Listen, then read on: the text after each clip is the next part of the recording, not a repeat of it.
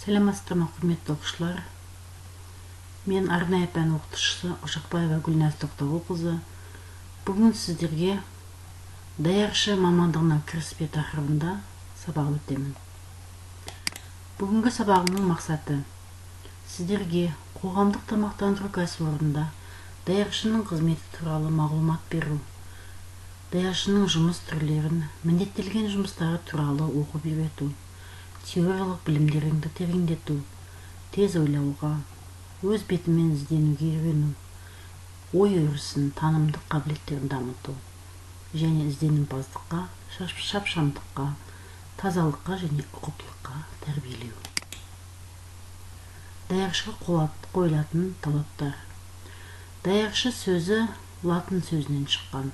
Офикум – должность, одолжение, яғни келушілерге қызмет көрсететін қоғамдық тамақтандыру кәсіпорнының қызметкері. Даяршы мамандығы ең көп таралған және сұранысқа ие мамандықтың бірі.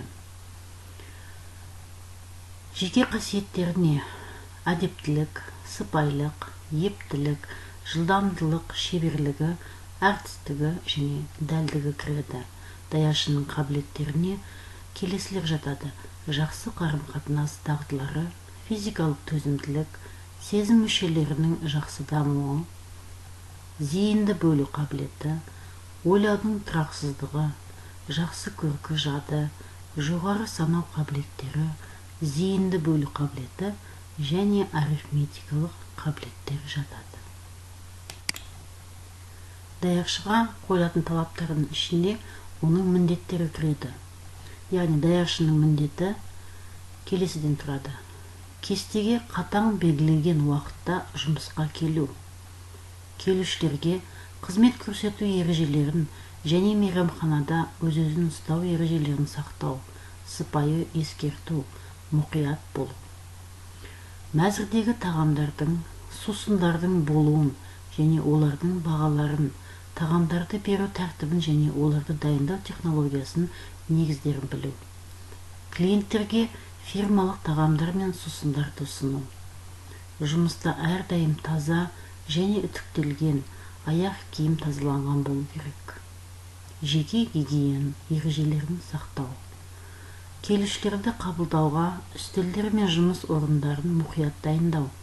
Жұмыс ауысымы кезінде үстелдерде үнемі тәртіп сақтау. Қосалқы үстелдер мен серванттарды таза ұстау. Қандай да бір ақаулары бар асхана ыдыстарын, аспаптарды пайдалануға жол бермеу. Қабылдауға, банкеттерге қызмет көрсету тәртібі мен техникасын білу.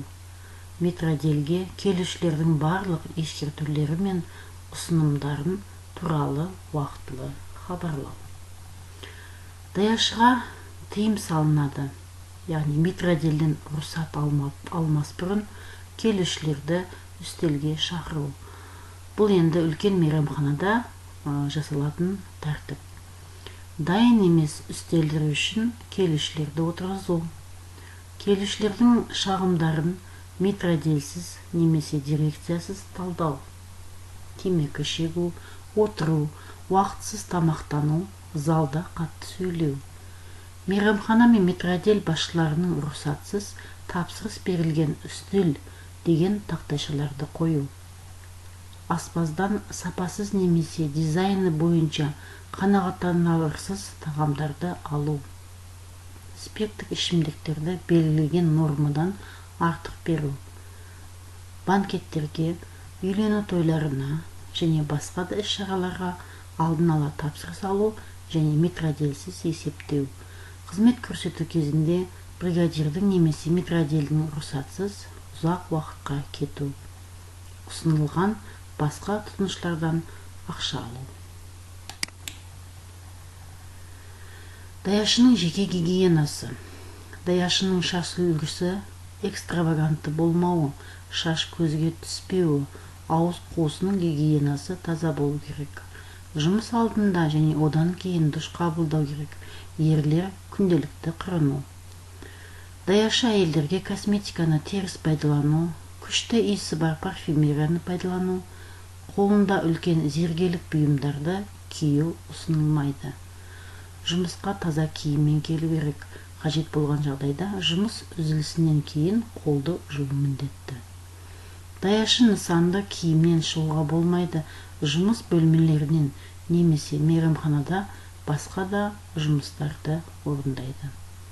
Барлық қоғамдық тамақтандыру кәсіпкерлері үнемі медициналық тексеруден өту керек. Бұл тексерулер мақсаты келушілерге азық-түлік арқылы бере алатын және қызметкерлердің өздері үшін де, денсаулығы үшін де қауіпті болуы мүмкін ауруларын жұқтырудың алдын алу.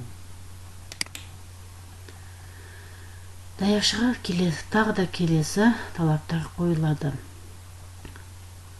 Шаш жуылған, ұқыпты, ұзын шаш гүлге немесе өрімге жиналған. Беті ерлік тегіс қырынған, ұқыпты сақалға рұқсат етіледі. Қыздар қосымша макияжсыз күндізгі макияж рұқсат етіледі. Қолдар таза, ұқыпты, кесілмеген және ашық жаралар ұқыпты маникюрмен болу керек. Тырнақтар жақсы күтімді, маникюр қажет болған жағдайда жасалады. Бұйымдар үйлену сақинасынан басқа барлық әшекейлерге тыйым салынады. Даяшының киім үлгісі келесілерден тұрады: көбелек, жейде, бейджик, шалбар, шұлық және аяқ киім.